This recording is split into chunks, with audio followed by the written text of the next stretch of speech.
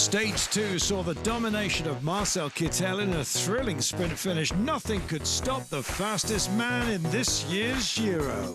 And Kittel comes to the fore, the big man! Oh, there's none bigger at the moment! Welcome to the 2014 Giro d'Italia highlight show, third and final stage from the Emerald Isle. 187 kilometres with the peloton leaving Arma and heading towards Dublin and riding most of the day alongside the coast. The first 75 kilometres a bit lumpy with two minor climbs, crossing the border and a single intermediate sprint. The finish very technical with multiple tight corners, not ideal at all for the fastest men. Everybody fired up for another sprinter's day on the 2014 Giro d'Italia. Australia's Michael Matthews is the race leader with a margin of 3 seconds. Chilling you with the blue climber's jersey hidden by his rain jacket got the party started along with four more hopefuls. The Dutchman's target, the two climbs of the day, positioned early in the run. He comfortably conquered each one, taking 6 points to extend his lead in the climbers class. The weather as mixed as ever, but one thing a constant in these opening days of the 97th Giro d'Italia, a phenomenal welcome from the people here. The break maintaining a modest advantage over the peloton. Let's join the action with just under 40 kilometres to go. Goody, Rumiano, Cialinghi, Dox and Cecchinel have been doing a great job of staying out there, but the chase down has begun. It's just under 3 minutes and with just under 40 kilometres remaining. The average speed so far today has been just around 40 k's. It's going to get an awful lot quicker and an awful lot more dangerous.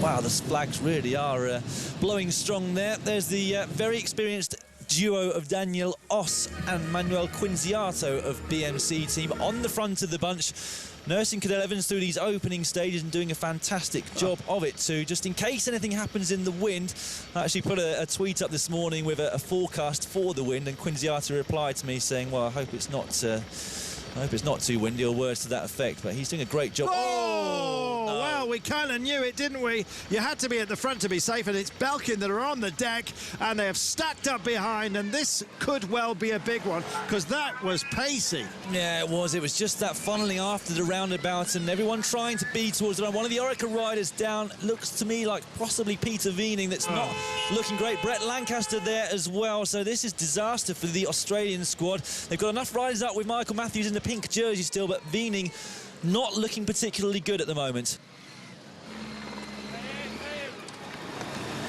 22.7 kilometres to go, 48 seconds, and I think they've done the job now. There was a bit of just in case there was any more knocks, I think they wanted to close that gap right down, Dan, so that they could manage the situation should there be a problem again. Well, I think it's pretty much just where they were all fighting for. There's Ben Swift having... Come on, Ben. Problems. Back.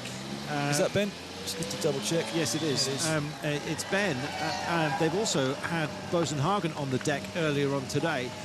So their two quick men have had their issues, albeit Ben's appears to be mechanical. Let's have a look. Sailing out. I love the way the crowds will back off. Quick style turn, just coming to a halt. Ben Swift yesterday finishing in 7th place in a mixed sprint, but could do better today because it's that uphill ramp as well, and he's a bit of a skirmish, a bit of a prize fighter. We like that. Thanks for all of your kind comments, by the way, on Twitter. It's been a joy to hear from you today. It's been well, certainly not on dramatic stage, but it's been a long one for you.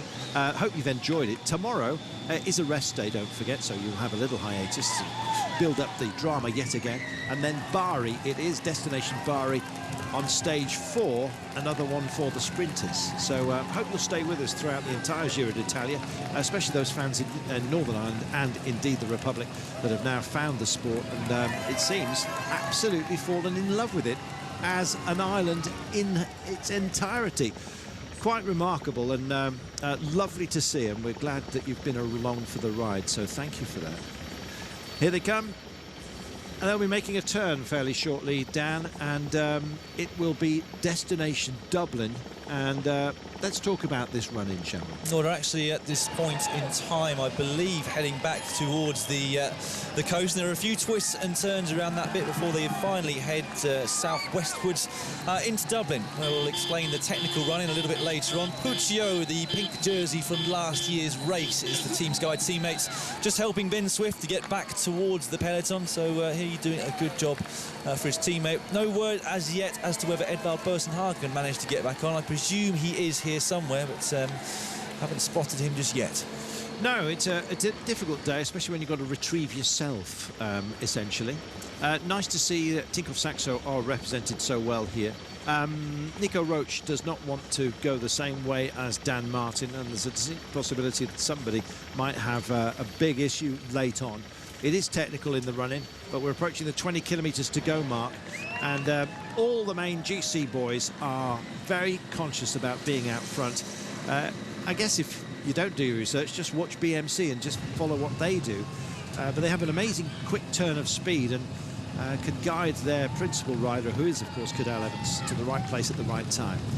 In the right place right now are a breakaway group of 5 riders. With 20 kilometres to go, we've had 5 brave souls who went off very, very early, including Martin Cilingi, the man who wears that leader's jersey, albeit in the King of the Mountains competition. The other jerseys have had their issues today, although Marcel Kittel seems to have avoided the problems that have dogged some others. Michael Matthews, who's wearing the overall general classification pink jersey, the one everyone wants, has taken a tumble today, and he's not the only one amongst the fast men that we're expected to feature. Ben Swift's had a mechanical, but Edvald Boasson-Hagen of Team Sky has taken a tumble as well. So there'll be plenty of road rash to be dealt with tonight, but I think they'll be forgetting about that now as the adrenaline kicks in and the line doth beckon. It's 51 seconds now, the gap between these men in the break and the pack, with just 19.3 to go. Soon we'll be making the turn towards the city of Dublin, where our finish line waits, and just for now, it's dry, and we like that.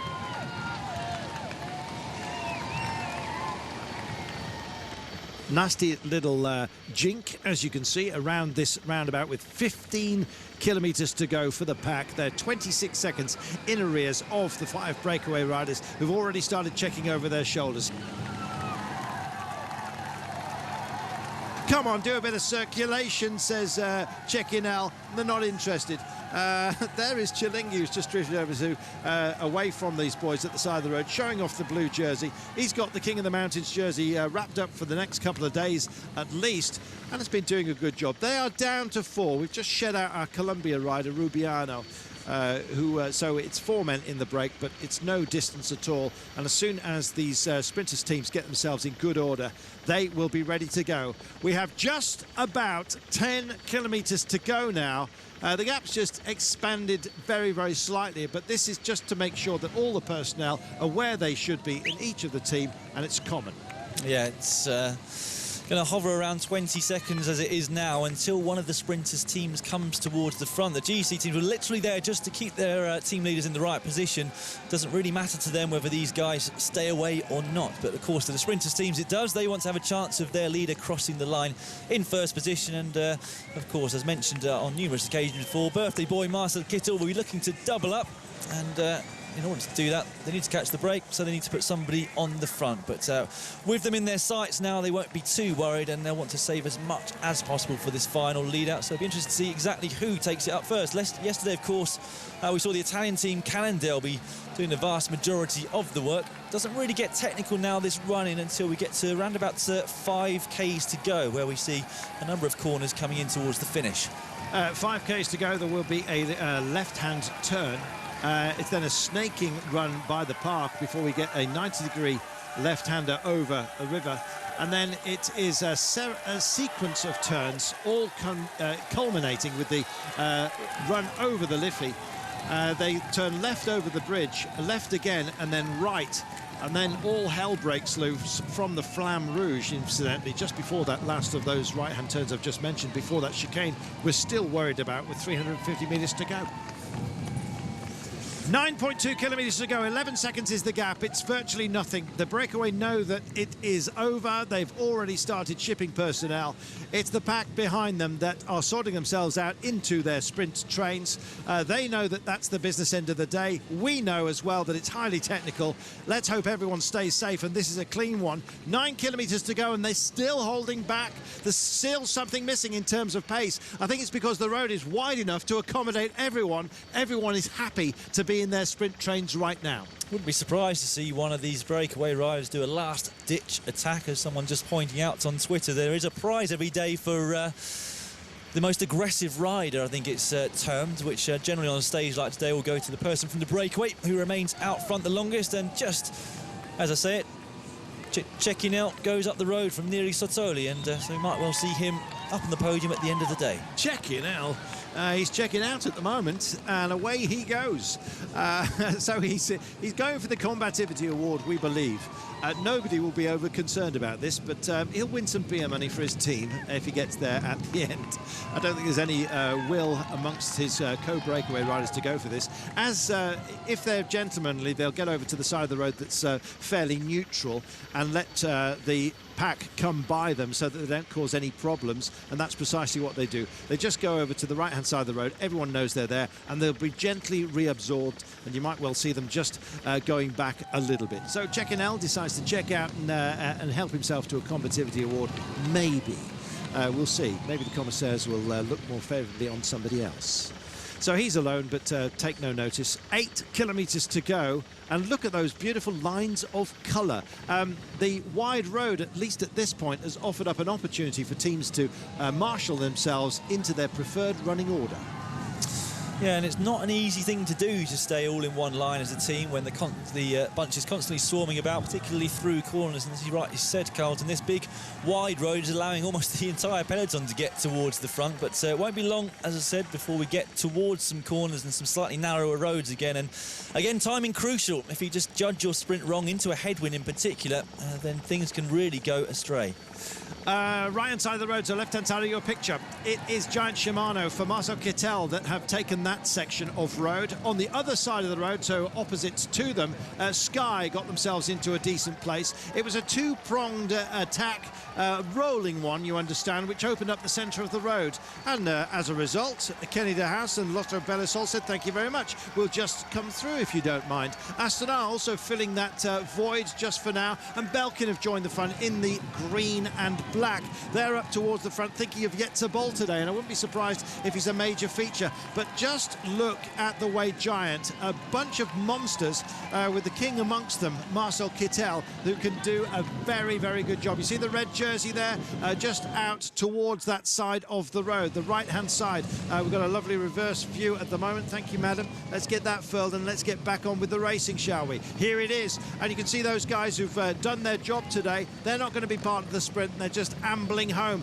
7 kilometres to go. It's about the sprinters, and they're going to take a turn fairly shortly. Everyone, for now, reasonably happy. They're going to cat and mouse this almost all the way to the line, it looks like. Yeah, people are fairly relaxed now in the peloton. Just 6.8 k's to go. It's just the nature of the wind at the moment which is making it look this calm. Just that headwind means that it's not strung out the wide road as well. It's you can't, of course, still afford to be towards the back. We are seeing the sprinters coming up here now. Ben Swift is on the wheel of Salvatore Puccio over there on the right-hand side of our screens. Well, what are we seeing here now from the lead car? I believe it's the commissaire. It's the first security car that's come through, and it's a barrier problem that they're trying to deal with right now. Let's just hope that the wind doesn't gust.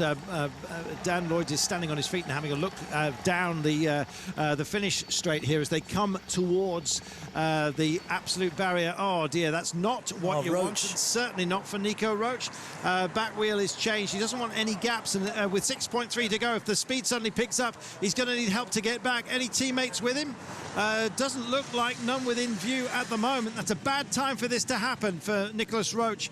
He'll try his best to get back on, and there is a teammate there just looking through the other wheels that is going to help him to get there. Offer him up some wind resistance. 6 kilometres to go then. BMC are there. They're not thinking about winning the day stage, but look at Trek coming through dead centre, thinking about going even a few steps further forward for Giacomo Nizzolo, and I wouldn't be surprised if he goes well. 5.9 to go. Well, this is where timing becomes crucial, because they're just about to come up to a left-hand turn. It comes with 5.5 k's to go, so 300 metres for these guys, and there'll be a mini sprint to get into that one first. After that, we've got a long right-hand bend, another left turn coming at 4.5 k's to go. So this is quite an important time for all of the sprinters, all of the GC riders to get themselves into the right place, but it's easier said than done. It is. Alessandro Pasacchi is long of limb and of tooth, and he knows how to ride these. He's called for help, and he is the chosen man as far as Omega Pharma Quickstep left-hand side of the road are concerned. You can see the pale blue bikes that they ride just there.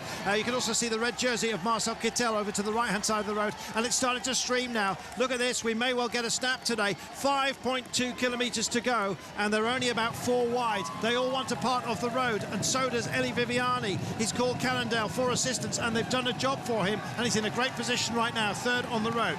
3 of the Cannondale riders up towards the front. They slightly lost their teammates. You can see, though, the effect that corner had on the peloton, already strung out. And just looking out of our commentary box, the riders on our screens have had the advantage of pretty much dry roads for the last 10 kilometres or so. But I can say there's patches of dry, there's also patches of wet here at the finish line, and that could cause mayhem if that's the case also down at the last chicane with 3:50 to go. This is that snaking road that we were telling you about. There was a big fight there just a few moments ago for Marcel Kittel to get back in good order. He has managed to do that, and you can see that little line of white with a red dot, second from last. Why is he second from last of his own lead out? Because he's got a wingman behind him just protecting his back wheel. So the red jersey of Marcel Kittel, the points leader, is here, and he's hoving like an enormous presence out there. Everyone looking around. Rigoberto Uran's also in a very safe place right now. 4.4 to go as they make this big turn. It's a 90-degree.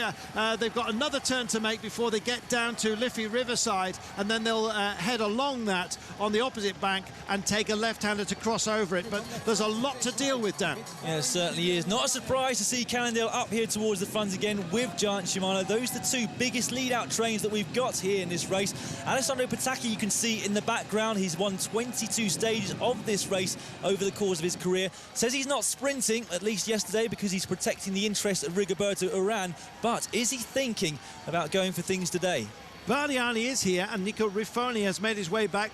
They've also got Enrico Battaglin, who can go quickly, and Colbrelli. So a lot of green here because they have a lime green, and it's Cannondale. It looks like it might well be Riffoni on his own here, likewise having to do what Ferrari does, and indeed what Ferrar has to do. Tyler Ferrar is mixed in with Trek here. Trek Factory Racing, largely black on the left-hand side of your screen. Nasty little turn, that one. Well marshalled by both Cannondale and Giant in their white. The red jersey of Marcel Kittel not that far off the nose, as you can see. 2 Astana riders also up towards the 4, but I don't think they'll be featuring late on. 3.2 to go, Dan. It's certainly been perfect positioning for both Viviani and for Marcel Kittel so far in this race, although Kittel, I've noticed, is down to about 2 teammates, which with 3 k's to go isn't ideal for the German sprinter. You can see him there in the red jersey, 2 white jerseys in front of him, coming towards the front of the bunch.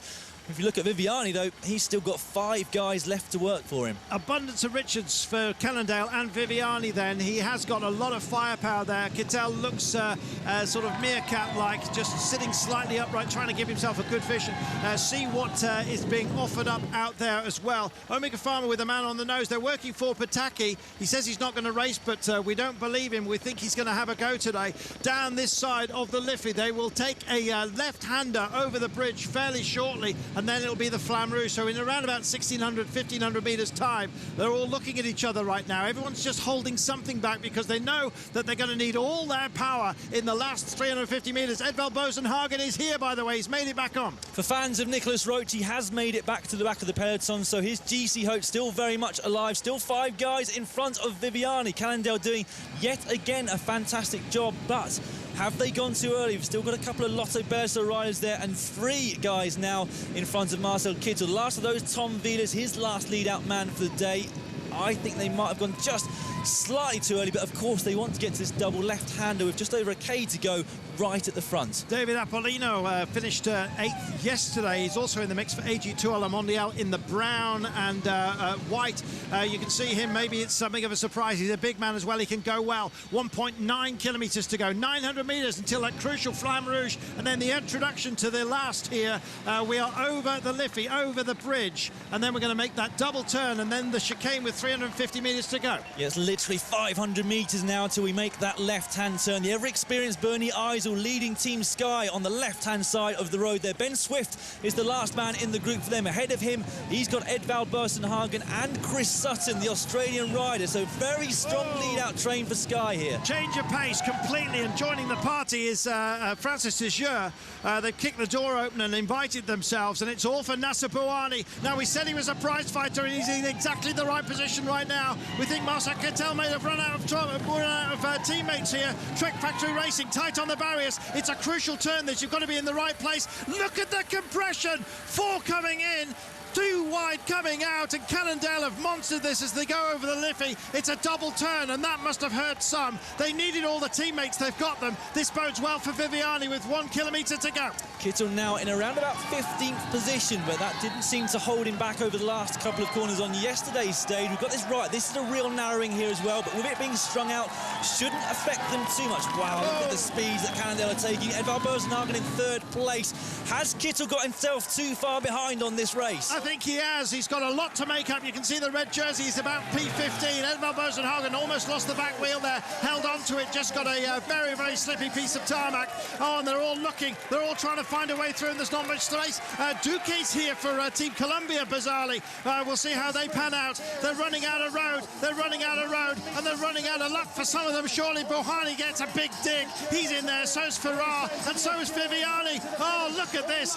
Pick your way through. Find a line. This is the chicane we've been worried about, and Kittel suddenly joined in. There he is in the red jersey. Last 300 metres, and they're all having a look. Edvald Boasson-Hagen, is he going to go this all on his own? He's waiting for Ben Swift. He's waiting for everyone else at the moment. Here comes Ferrari. There goes Tyler Ferrar down on the barriers. Where's Bouhanni? Nowhere to be seen. Dragged for the line. Absolutely superb. And here comes Kittel. Oh, he takes it at the line out of absolutely nowhere, like a bolt of lightning. He delivers. What a guy.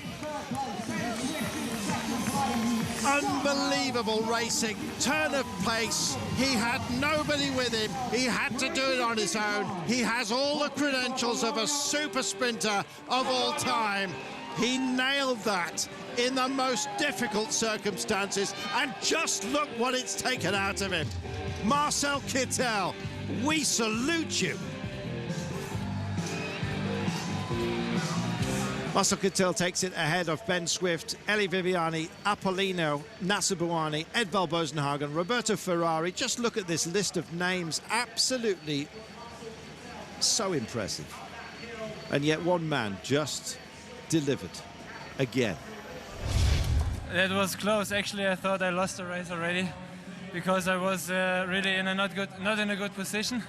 But yeah, after I saw the finish line, I thought, okay, you don't give up now. You just try everything you have, and so I took my heart and I started to almost attack. I think it was more an attack than a sprint, and I'm so happy that it was still enough. Whew. Marcel Kittel. That is about as good a birthday present as you can give yourself, and he's done it. Michael Matthews stays there, so clearly was where he needed to be. Alessandro Patacchi stays 8 seconds adrift. Danny Oss of BMC is 3rd overall, 10 seconds down for now. Yeah, it started off really nice with nice weather for maybe the first 30, 40K, so I got to wear the long sleeve pink jersey, and in front of the crowd it was really amazing to have the pink jersey in Ireland, and hopefully now I get to carry it into Italy. So yeah, it wasn't without its bad points of the day too. Had a crash with about 80K to go, but yeah, seemed to be okay to finish the stage, but wasn't able to contest the sprint because of my crash. So was pretty lucky to keep the jersey, and I think I still have the same time over everyone else. So, yeah, all in all, it was an okay day. He is our leader, and we bid a fond farewell to Ireland. You have been magnificent. Tomorrow, a rest day. See you all in Bari for more action from this 97th Giro.